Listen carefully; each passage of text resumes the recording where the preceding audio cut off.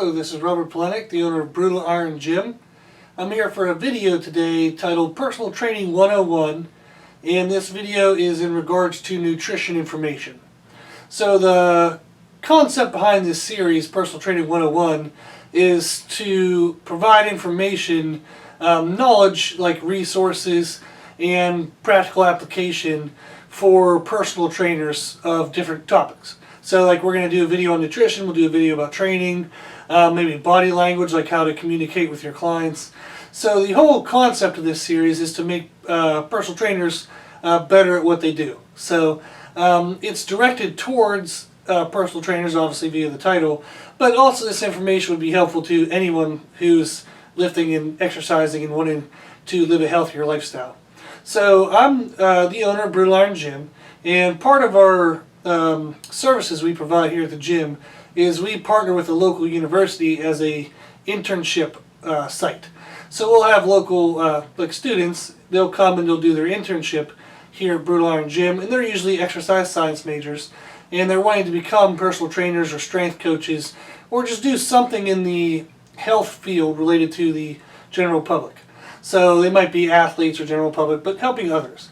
So part of our service is trying to teach them how to be better coaches and better personal trainers. And one of the aspects that they come in with is they're often bombarded with thousands and thousands of resources. So they can go online, for example, on the internet, and if you type nutrition, I mean, you could find, I don't even know, maybe 1 million videos. So there's a lot of sources of information out there. And the intent of this video and what I help the interns do is how to boil those sources down to a couple, like 1 or 2, maybe 3, that work really well, they've been proven to work. You start with this base of knowledge and then you grow from there. So that's also what we're going to hopefully do is if there's any trainers in the area like watching the video, like I personally work with and train other trainers. So hopefully they'll watch this and find some benefit as well. So who am I and who am I to decide on what are the best sources is I've been personal training, I'm 32 years old right now, and I've been doing personal training for 14 years. I had to do some quick math there. So I started when I was 18 and I've been doing it for 14 years. And I've been doing it, when I first started it was to help some friends of the same age or their parents, like family friends, that kind of stuff. So I started looking into it and researching it, and it had been a hobby of mine since I was 16. So I started lifting weights when I was 16 years old, and I would spend my evenings learning more as much as I could about it. So I'd read magazines, read books, like look at stuff online. So, and I would kind of invest a lot of personal time into it, and I found it to just be a fun hobby. So then as my knowledge grew from 16 to 18, when I'd work out with friends, they'd often look to me to design the workouts, or they'd ask some questions or this or that, and I just always seemed to have the answer for them, or I'd be willing to put in the work to find the answer, which was probably mostly the case at that age. So, so over time, as my knowledge grew, I was able to help more and more people, and it slowly just kind of grew from there, and then I eventually started kind of making money from it. So basically, that's been my experience. It's been 14 years. And I've worked with people of all age ranges, male, female, athletes, general population, people just starting for the first time. So I've kind of worked with kind of all categories. So, and I also have experience teaching at our local university. I taught for 7 years weight training and some exercise physiology classes. So I tried to figure out some numbers, and if I were to add up my student count, and I usually had classes of 20 or less students.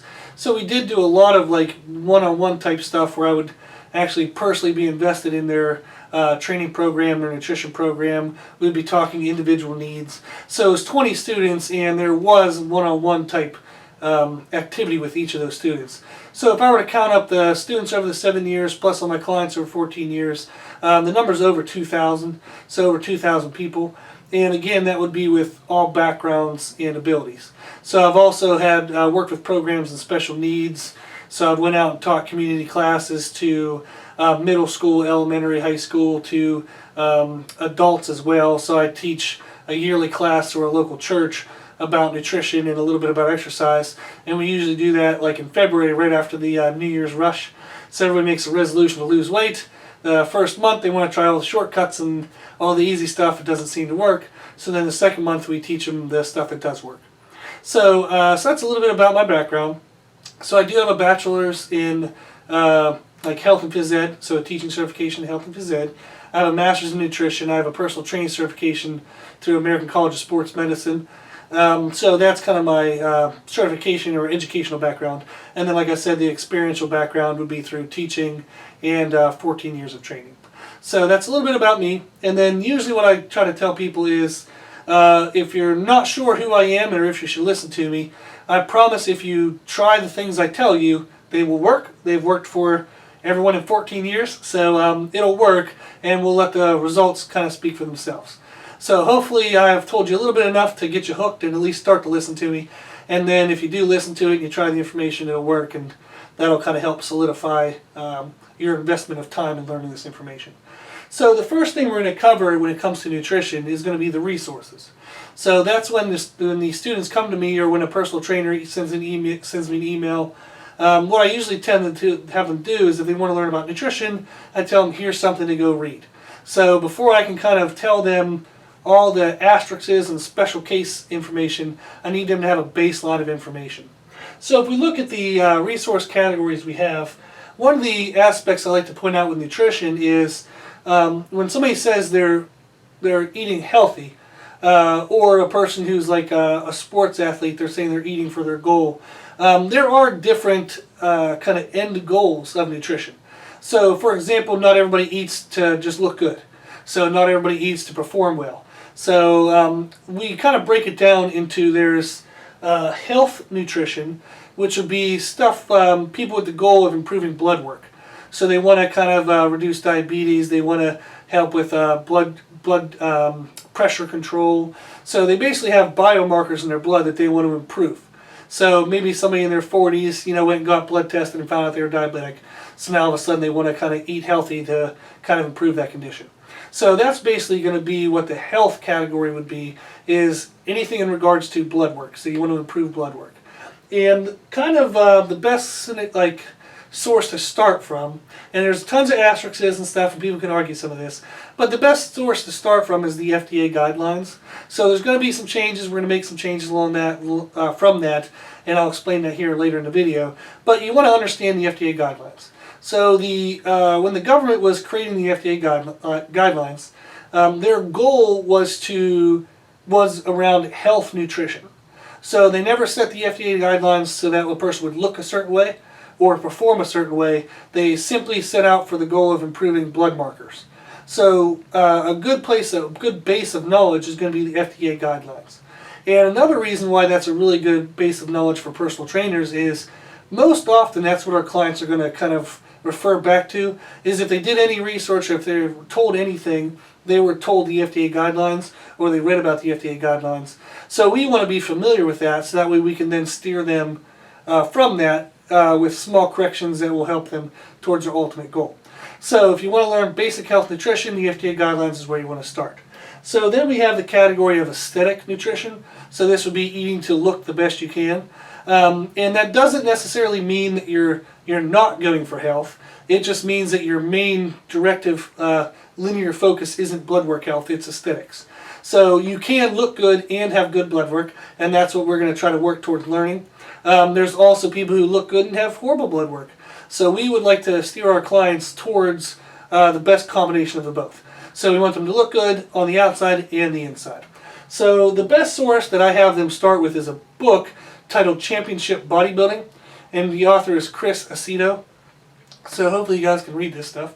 So, but the book Championship Bodybuilding, it does have some like a section about form and technique for certain exercises, but mostly what I want them to read is the nutritional section that discusses kind of like what proteins do in our body, what roles they play, how they change our composition.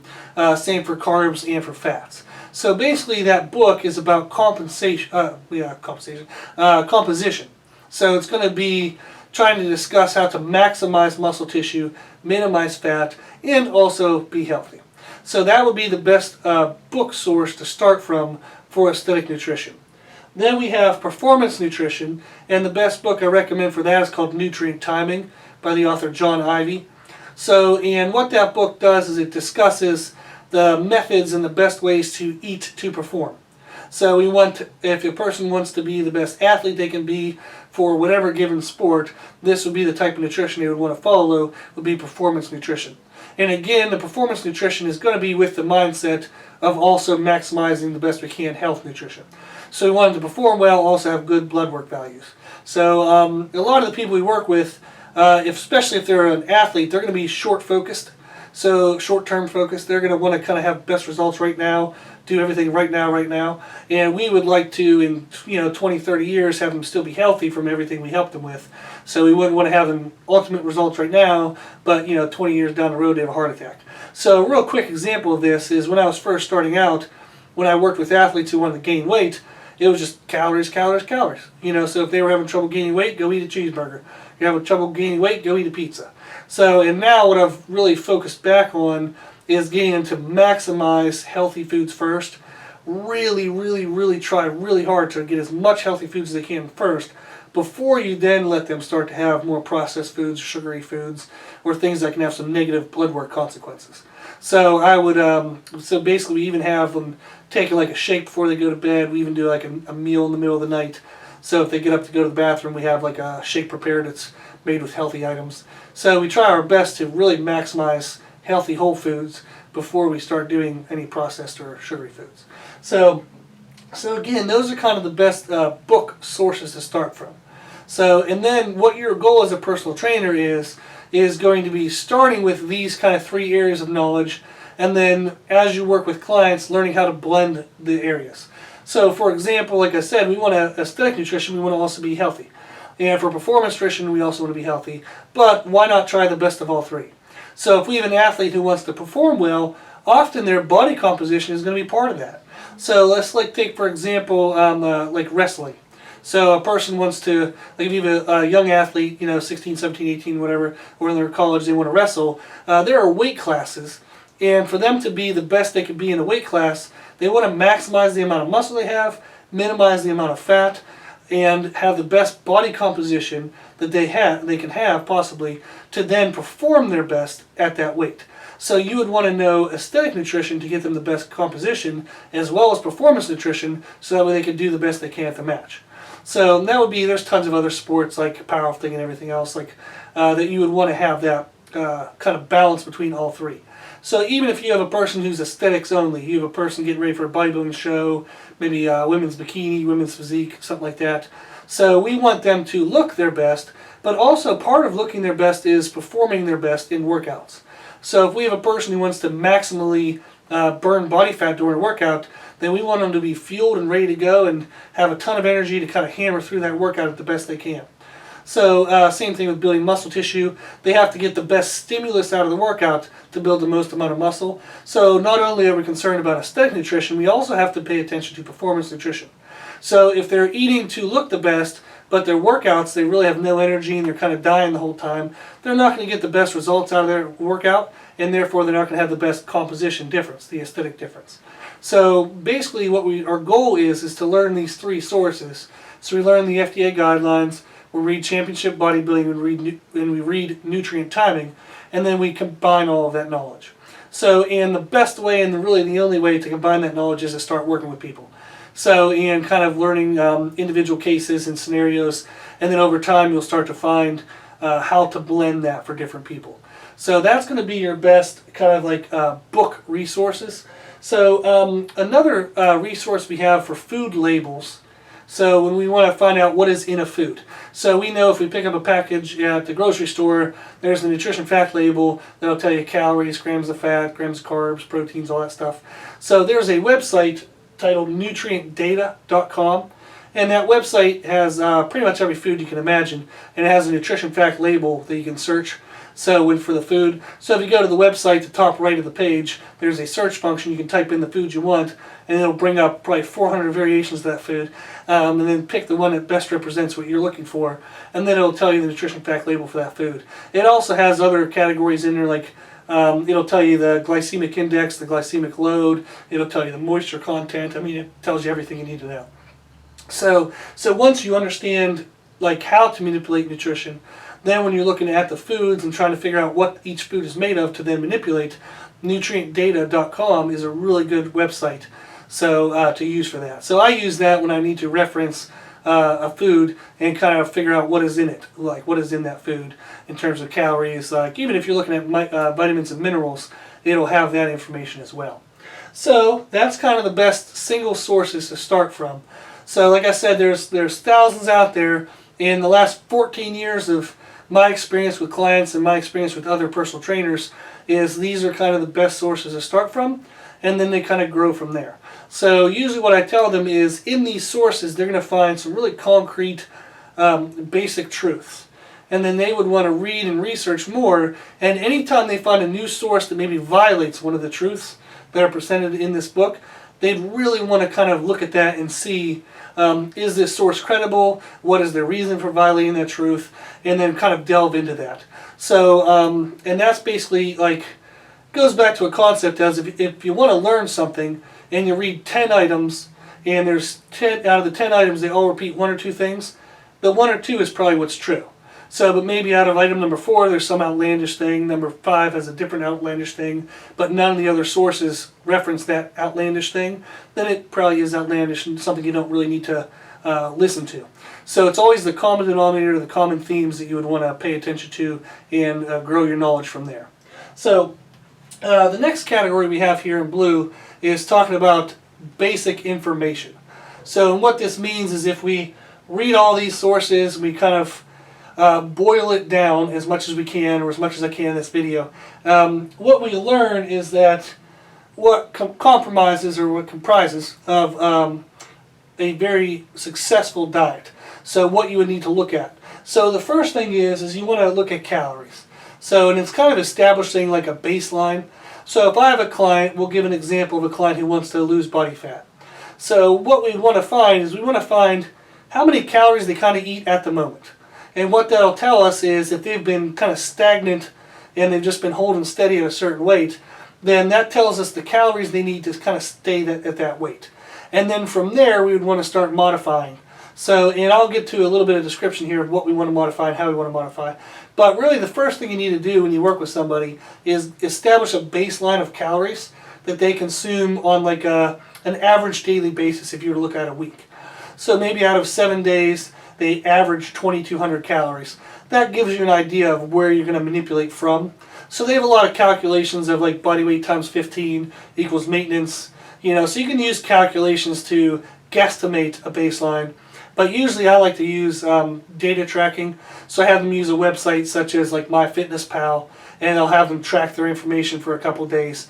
And obviously when they start tracking it and they know I'm looking, they're going to clean some things up. So, but it gives us a good idea of what are their common eating habits. So even if they're trying to clean things up and be perfect, they're going to make mistakes. And usually what mistakes they make when they know you're watching are the same mistakes they make when you're not watching.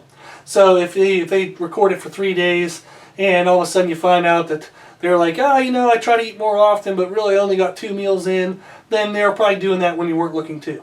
So, so there is something to be said about when people know you're tracking and you're watching that they're going to clean habits up. But I promise they'll still make mistakes, and those mistakes will still be the things that they would made when you weren't watching. So, but that will be the first thing of a successful diet, would be establishing a calorie amount.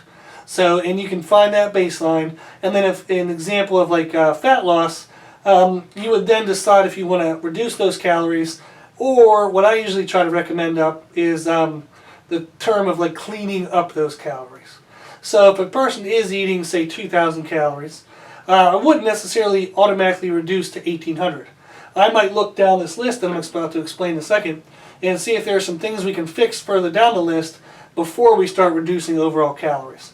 So one of the main reasons why is when you start reducing calories, their body will start to respond to that reduction, and it'll start to kind of slow down its own system to then make the reduction enough. So what I mean by this is, let's say their body's running perfectly fine at 2,000, it's doing everything it needs to do, and we all of a sudden drop down to 1,800, the body's going to try to figure out how to only use 1,800 calories. It won't necessarily keep using 2,000 and then burning body fat to make up the extra 200 calorie difference. That's what we would like, and it does it for a small amount of time. But eventually the body will learn, hey, I'm having to give up these energy stores to make this number. Why don't I figure out a way to reduce that number first, so I don't have to use as many energy sources? So, and basically that's what body fat is. It's stored calories. And our body stored these calories because we had certain times we were eating more calories than we needed, but also at other times we didn't have enough calories compared to what we need.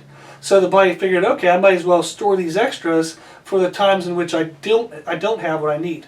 So our body is almost always trying to reduce its caloric expenditure so that it can save the calories it's trying to save from your food.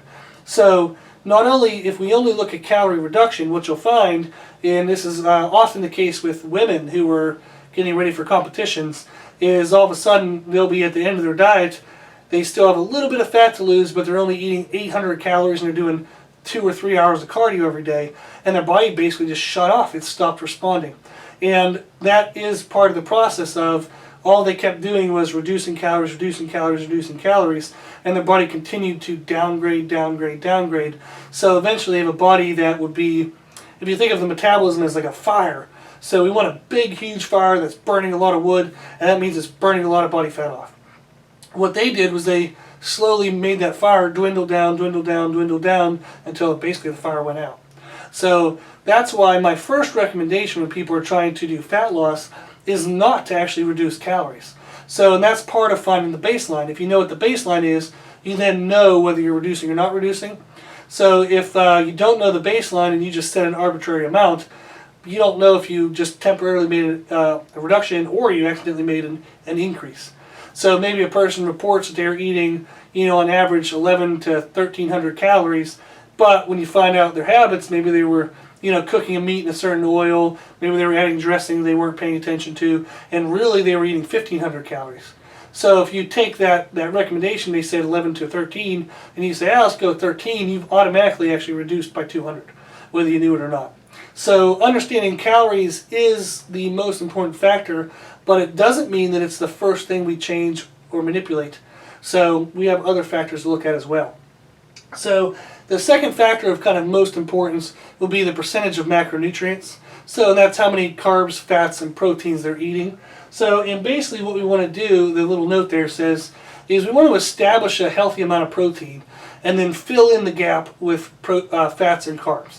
So what is a healthy amount of protein? There's tons of debate, and it depends on if a person is, huge muscle mass, if they're male at like 280 pounds, or a female at 100. It depends on if they're doing weight training activities versus non-weight training activities, so yada, yada, yada. So a general recommendation that I take and then manipulate from there would be 0.8 grams per pound of body weight to 1 gram per pound of body weight. So if they weigh 100 pounds, because it makes the math easy for me, we would feed them 80 to 100 grams of protein. So if they weigh 200 pounds, we feed them 160 to 200 grams of protein. So as long as they're within that window, I would have that kind of sit there. I'd have them go for a while, like maybe a week or two, see what results we get, and then adjust from there. So if their protein is too low, what they'll kind of complain about is that they're not recovering well from their activities. So if they're doing weight training activities, they'll say they're sore and they're kind of achy, they're not feeling like they're recovering. So you can feed them more protein to the upper end of that window, and then maybe their recovery will get a little bit better. So, and basically what the reason why we do this is we know protein is the most involved nutrient. Like obviously the other two play a role, but protein is kind of the most dependent role, nutrient in determining body composition, so muscle tissue mass. So if I want to build new muscle, the bricks that muscle are built with is protein. So we want to make sure there's enough protein around to build that new muscle with. So just like if I want to build a house, I have to have building material. So to build new muscle, protein is the building material. So obviously fats and carbs play their role. So fats are involved in some of the processes needed to create new muscle tissue. Carbs can help protein sparing. So if you're eating enough carbohydrates, your body won't try to break the protein down for energy or doing other things with it. It'll allow it to be used for new muscle. So that's kind of the idea, is when we know our calories, and then we try to figure out the minimum amount, like the amount of protein we need, and then we kind of make up the difference. So like let's say for example we want the person to have 2,000 calories and they need to eat say 200 grams of protein. So 200 grams of protein. Protein is 4 calories per gram. So 200 grams of protein would equal 800 calories. And then the difference from 800 to 2,000 is 1,200 calories, and then they would eat carbs and fats to make up that 1,200 calorie difference. So that's kind of how calories and protein are related. Calories is our upper limit, and then protein is what establishes the minimum amount we need, and then we fill in the gap with carbs and fats. So, and there is some science and research about how to fill in that gap, like whether people eat more carbs around their workouts, more fats when they're less active, or lower levels of activity. So there's some science behind that, and you'll figure that out as you go. So the third component is meal timing. So how frequently are they eating? So if they're only eating 1 or 2 times a day, that's not necessarily the best for performance, for aesthetics, or for blood values. So there are diets that are structured around low frequency meal timing. However, I would make the argument that they find a way to make a diet work with low food frequency. Or you can just have the food frequency you're supposed to have. So instead of trying to find a way to make something work around this component being missing, let's not miss the component in the first place. So there are certain examples where people need to have a lower meal frequency than maybe what would be ideal. So take somebody with kind of like a sporadic schedule, like a nurse. So they might be 12 hours on shift, and then they have like a 12 hours off. I don't even really know. But basically there's going to be a high level of activity at one point in time where they are going to have a hard time getting meals in. And then there's going to be a lower level of activity demand where they can get more calories in. So in an example like that, we would have them eat a good amount of calories before their period of activity, try to sneak a couple little small snacks in during the activity, and then eat a larger portion meal at the end of the activity. So you try your best to get calories smushed around that period of time and hopefully interlaced within that time. But the whole point is you're trying for the best of the component of meal frequency. So you'll see in traditional bodybuilding, whenever somebody's going for purely aesthetics, they eat a high frequency. Sometimes 5, 6, 7, 8 meals a day. When somebody's trying to perform their best, they tend to do the same thing. So they'll eat a couple meals to fuel up before the activity. They'll maybe even eat during the activity, depending on how the length of the activity. And then they'll eat a big meal to recover from the activity. So they kind of have a lot of meals structured around that period of high activity. So it's just like filling up a gas tank in a car. If you want the car to do some work, you got to fill up the gas tank. So if you want the body to do some work, you got to fill up the gas tank. So when it comes to aesthetic nutrition and performance nutrition, meal frequency is going to be higher just because it makes sense with how the demands we're placing on the body. So for general health, I would still recommend that people have a higher meal frequency. And part of the reasoning is lowered stress levels on the body.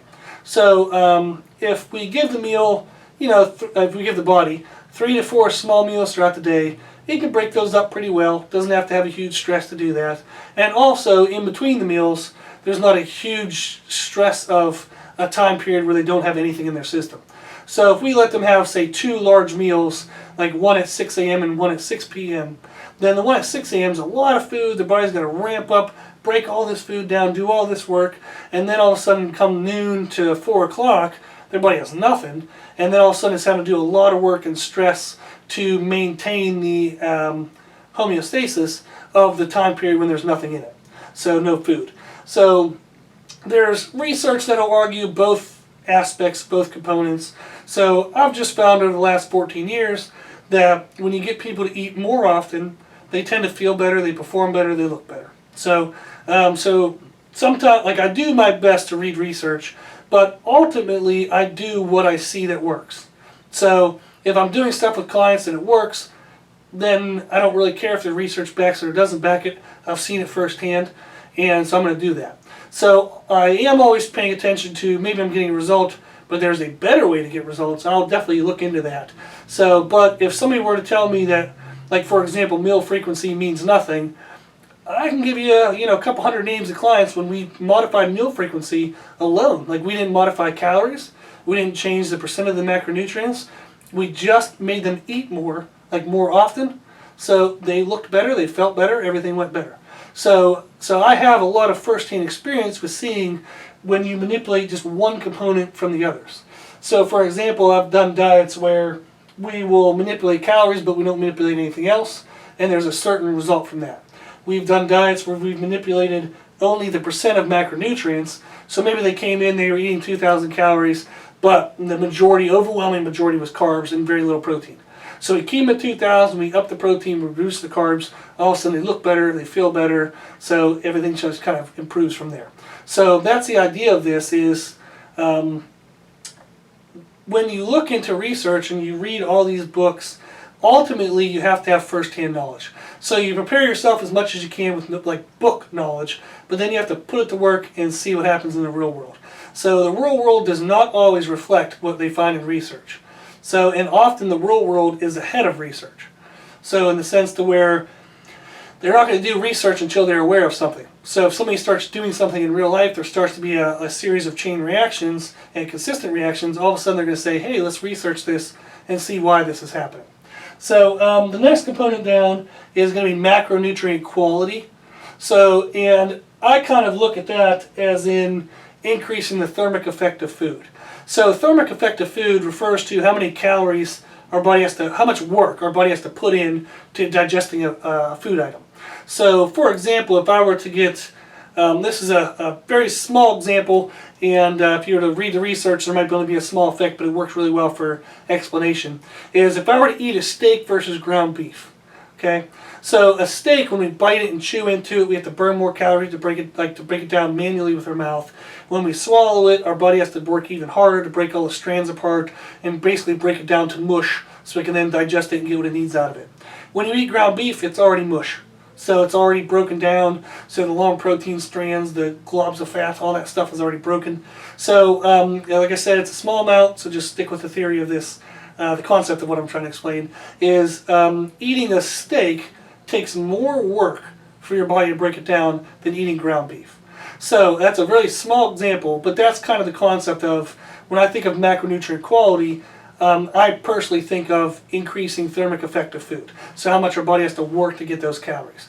So macronutrient quality in the traditional sense, and you'll read in some of these books and another resource I'm going to give you, what they usually refer to is the protein sources in an animal protein versus a plant protein. So how good of a protein is it? Like how much can our body use of it? So there's a term called bioavailability, which means I might eat 100 grams of protein, but that doesn't mean my body's getting 100 grams out of that.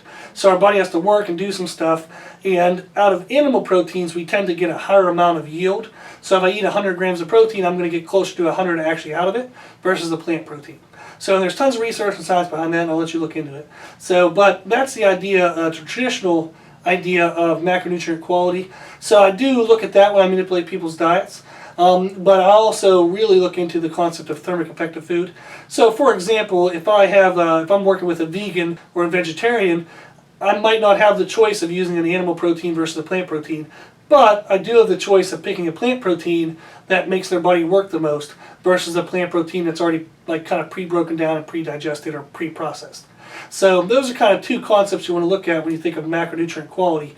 Is going to be what is the source it's coming from. So for example, is the fat, is it a healthy oil, or is it fat from like a Snickers bar? So something like that. So what you look at is you want to look at what's the source of the fat, carb, and protein, and is that the best source for bioavailability and usage of our body. So kind of a way of thinking this is, like say a person's trying to build muscle tissue, they could build more muscle out of a steak than they can out of ice cream. So ice cream has, protein, it has fats in it, but is it as good as a steak? No. So a steak is going to be a better source to just convert over to muscle tissue. So I kind of have a saying I give people is you got to eat muscle to get muscle. So and usually what I mean to that is they have to eat muscle like steak, chicken, fish, eat the muscle of an animal, and that will convert best over to muscle in a human. So there's really no research behind that. It's just common sense and what I've seen over 14 years, and feel free to argue that. But that's kind of the concept of macronutrient quality, is that you're looking at, am I getting the best source of these macronutrients, and am I making my body work the most to get the calories and what it needs out of these foods. So The last component we have is kind of like other is a category. So, and supplements. So anything that doesn't fall into the first four falls into the last one. So, and to me, basically, I just think of this as covering needs. So if I have an athlete who's getting ready for a competition, their food variety is really low. Maybe they're really only eating like 12 food items.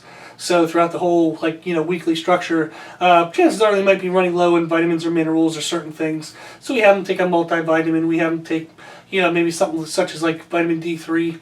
So like if a person has a really like an office job or an inside job, they're never outside, we might give them some supplements or fortify their foods with things that can help make up for some of that. So that would be the fifth category. It's not that it's not important, it's just less important.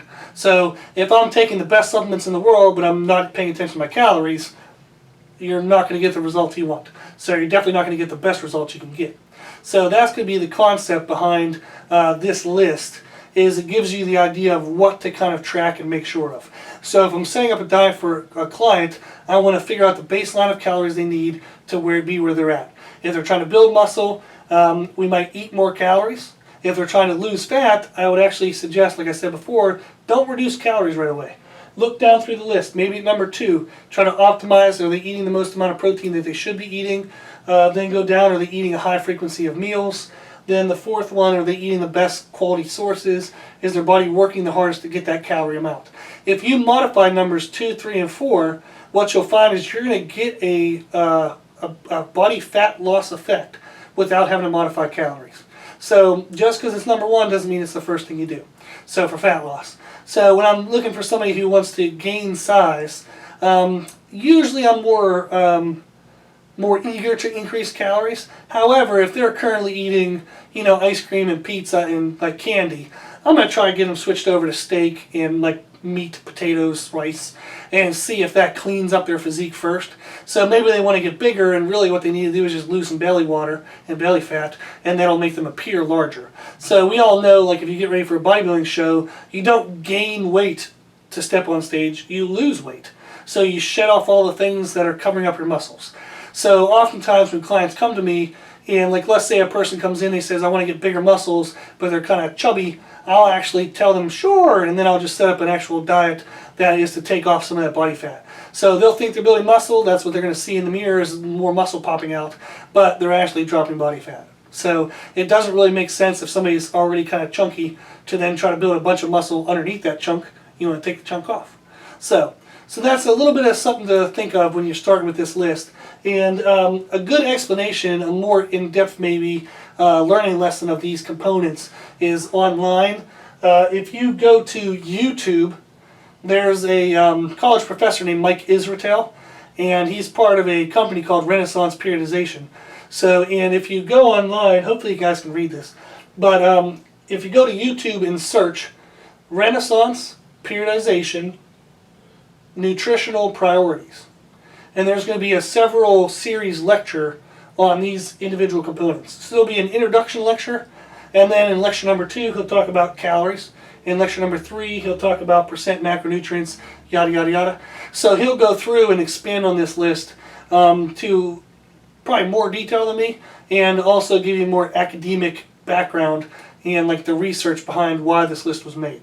So those are some resources to start with. Read these books, check out this website. Here's kind of the boiling down basics of how to structure diets. You want to know what their calories are, you want to know if they're eating enough protein, you want to know if they're eating as often as their schedule allows, and you want to know if they're eating the cleanest types of food that they have possible. So, and then you can go online, like I said, to Renaissance Periodization Nutritional Priorities, and you can kind of learn more about that list. So the last thing we have over here in green is practical application. So how do I apply everything I just said to you? So when we look at this list, how do I apply that list? So I have everybody I work with, they're all going to have diets that are personalized to them. There's going to be certainly some general concepts like this list that are consistent, but how we address that list is different per person. So I have 2 structures that I usually start with, and then modify from there. So one of the structures we have, I just titled it Carb Fat Rule Diet. So rule like R-U-L-E. So it's a carb fat rule diet. So it's rules on how to eat your carbs and fats. And what I would consider this is it's more of a lifestyle diet in the sense to where you're not counting a bunch of numbers, you're not tracking everything in your phone. It's a little less involvement in making sure everything is precise and on track. So, and what this diet is focused around is it's actually volume control. So we establish a baseline of nutrition, and then we modify the amount of foods they eat. We increase them if they want to get bigger, we decrease them if they want to lose body fat. So basically we control the diet through volume. It's not done through calorie counting, macronutrient counting, so there's no real tracking system involved with this style of diet. So the rules of this diet is, number one, is you want to classify foods by the category of their largest contributing nutrient. So for example, if we look at a food item, we want to know if it's a protein item, if it's a fat item, or if it's a carb item. So, and I have at the end of this, or I'll tell you right now, is you can email me at brutalirongym@gmail.com, and I have a written description of this in way more detail of how this diet works. So, but that's the first rule, is we want to find out what our foods are. So if you're supposed to eat a gram per pound of body weight of protein, you have to find out what protein is, like what foods have protein, and what's going to give you the biggest contributing effect to that number. So that would be number one, is identifying what foods fit into what categories. Number two is every meal we eat must contain a protein. So, and what this does is this ensures that out of the 3 macronutrients, if we address proteins first, we have the best chance of them being on track. So if every meal contains protein, there's tons of science behind if we have a higher frequency of protein in the blood, they have a higher muscle conversion rate. So for building muscle or for maintaining muscle, yada, yada, yada. So there's a lot of science behind why we want to have protein in every meal and what amount of protein in each meal is the right amount. So you'll find research, for example, sometimes, like I'll find research where somebody says like 3 grams is enough, 3 grams of protein is enough. Well, for how long and for who and for what demand, like that's pretty low. So what I often have annoyances with as research is they often look and find what's the minimal amount. So they'll find 3 grams is enough. And then all of a sudden people only think of eating 3. Well, it doesn't mean that 3 is optimal. It doesn't mean it's the best. It doesn't necessarily mean that there might be some better benefits above 3. They just find out 3 is the minimal, and then that's kind of the number that sticks in their head. So that's what we want them to do, is we want them to address protein first. So if they eat protein at every single meal, then we know that their protein is most likely accounted for. So number 3 is then each meal must contain either a carb or a fat item. So they'll have a protein plus a carb or a protein plus a fat. So the reason why we don't let them, at least at first, you'll find there's going to be asterisks down the road, but at first we teach them not to mix carbs and fats. Part of the reason why is carbs and fats in abundance lead to body fat. So what we'd like to do is we'd like to make sure that they're not eating in abundance and they're eating just what their body needs, so that way they're not storing more body fat, and if they eat slightly less than what their body needs, their body's more likely to give up some body fat to help meet that, that change, that difference. So that's our goal, is we have protein at every meal, we pair it with a carb, or we pair it with a fat. So, and then our last rule is eat as needed. So again, this is kind of general, and you might, there's a lot of asterisks and interpretations of what eat as needed means. But you can email me at brutalirongym@gmail.com, and I'll send you that paper that explains it in more detail. But basically what that refers to is, if you're more active, eat more. If you're less active, eat less. It's that simple. So when we give this diet structure to people, is I already have a preset list of proteins that I feel are best, carbs that I feel are best, and fats that I feel are best in terms of macronutrient quality. And then what I do is I modify the amount of each serving of the food item based on that client and what their goals are. So for example, if it says that, that lean meats, so like chicken breast, fish, that kind of stuff is a healthy protein, I have them start with, say, 4 ounces per serving. So if they're going to have fish at a meal, they would eat 4 ounces of fish. So if they're going to have chicken, they would have 4 ounces of chicken. So that's what we were talking about volume control, is I tell them the volume to eat. So every single meal they have a certain amount. If they pick any protein item, there's a certain amount to it. If they pick any carb item, there's a certain amount. And any fat item, there's a certain amount. So, and then what we do is we establish them eating along these lines, of these guidelines. So they have protein every meal, they have a carb or a fat every meal, and they eat often when they're active, they eat less often when they're inactive. Watch their habits throughout the day and throughout the week, so they'll usually send me weekly reports. And what I'll check and see is I'll see their habits based on this list. So are they eating the volumes that I told them to eat? If they eat the exact right volumes and they eat every meal as they should, what that does is that establishes a base calorie amount. So we now know if they're eating the same amount of food, obviously they're going to get the same calories out of that food as well. So by controlling volume, we actually control calories. So and then I just control how well they're adhering to that volume. Is the same thing as controlling as well as how well they adhere to calorie levels. So then the second thing we have is percent of macronutrients. We know if they're eating protein every meal, chances are they're going to get protein that's correct, correct amount.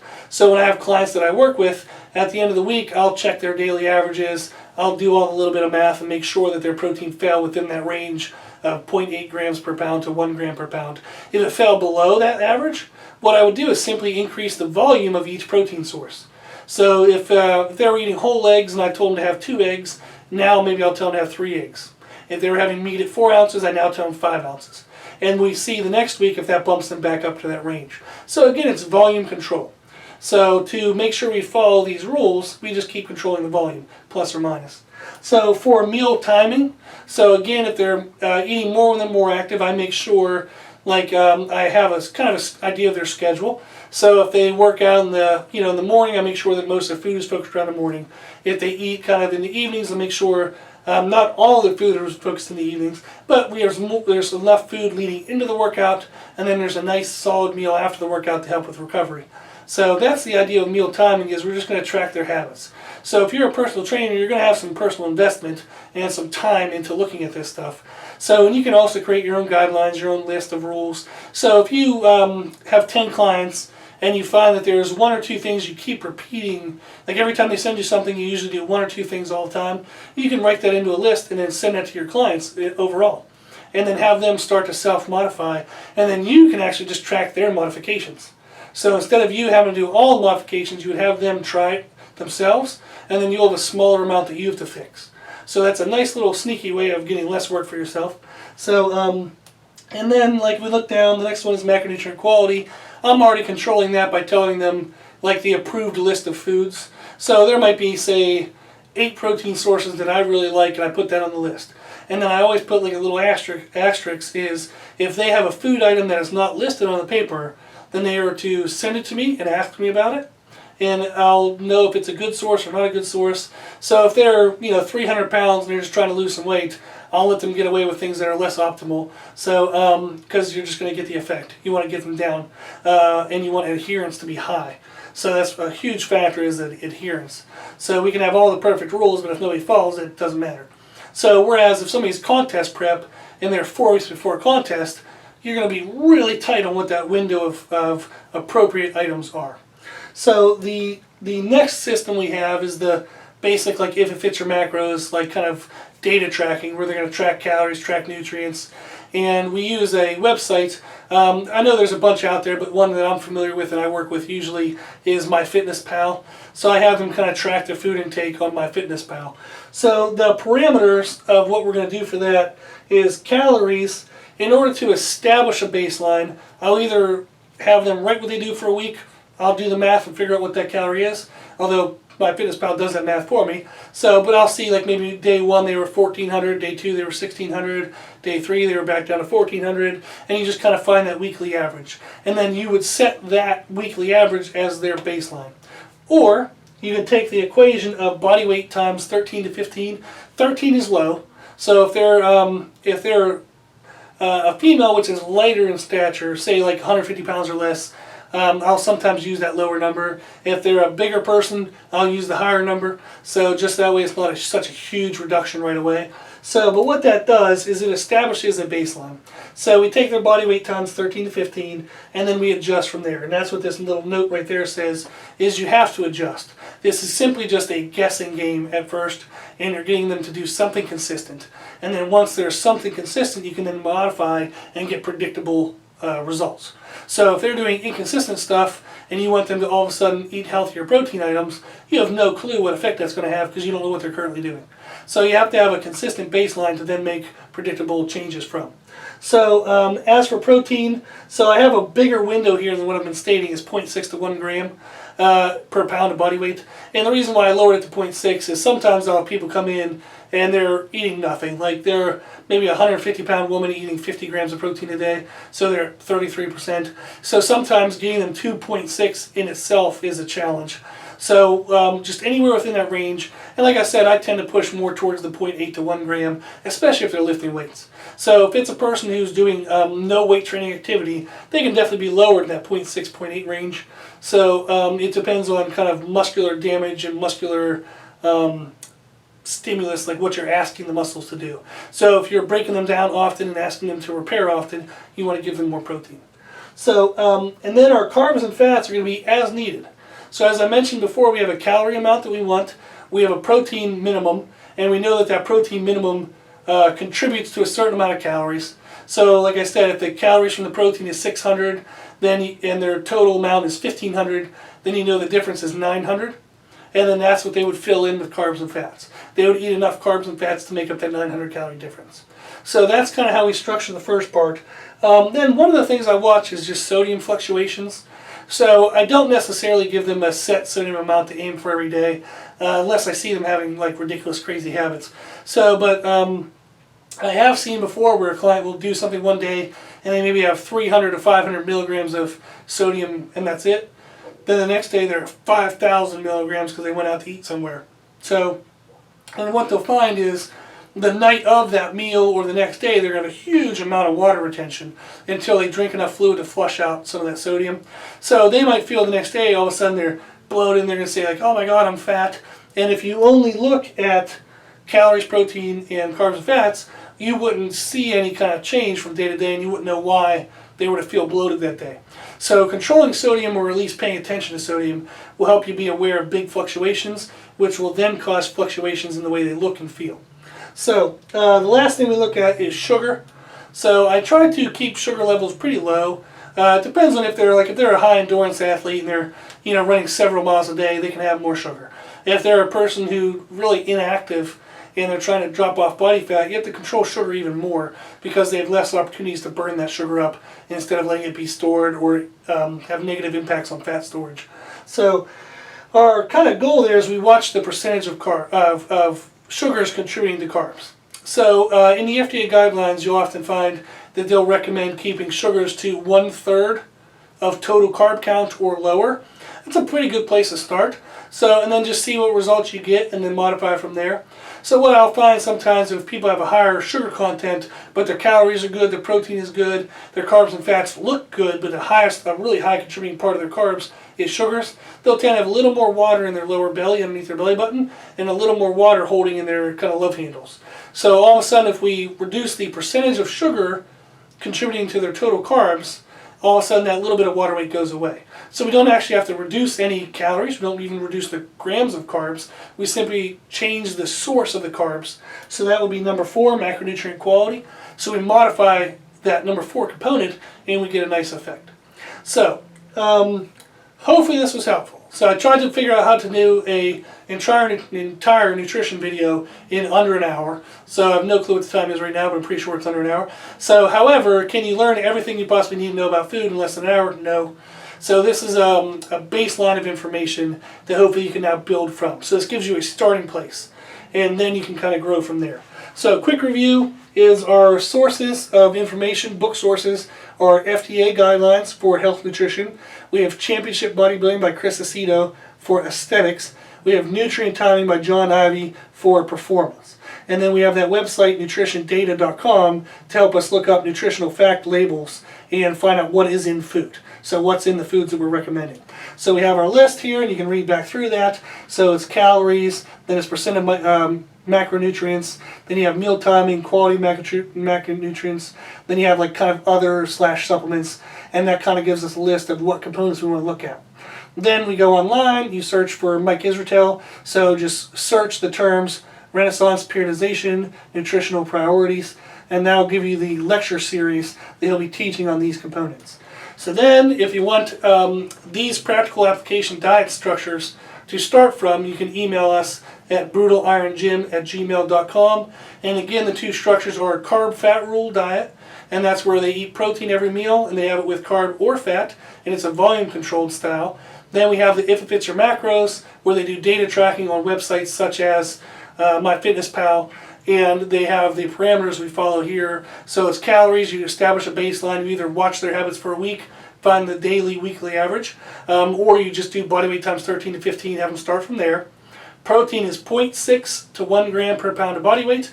Start anything in that window and then increase if they are not recovering well, or if it seems like their body composition is kind of like soft, you can increase the amount of protein, and that can actually harden up their effect.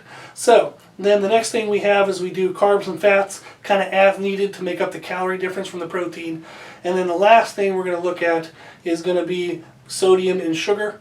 And you want to make sure that sodium has no big fluctuations and that sugar is low. It doesn't have to be zero, but that's below 1/3 of the contributing percentage to total carb count. Okay, so hopefully all that was helpful. So this will be the initial video for Personal Training 101 about nutrition information. If I get feedback from this and we have some questions, or if there's other information I'll find down the road that maybe I want to expand upon, I'll make like a part 2, 3, 4, whatever. But this is a very good initial video to get you started in your knowledge of nutritional information. So hopefully you guys found this helpful. If you have any questions or comments, you can email me at brutalironGym@gmail.com, and I look forward to hearing from you. Thank you.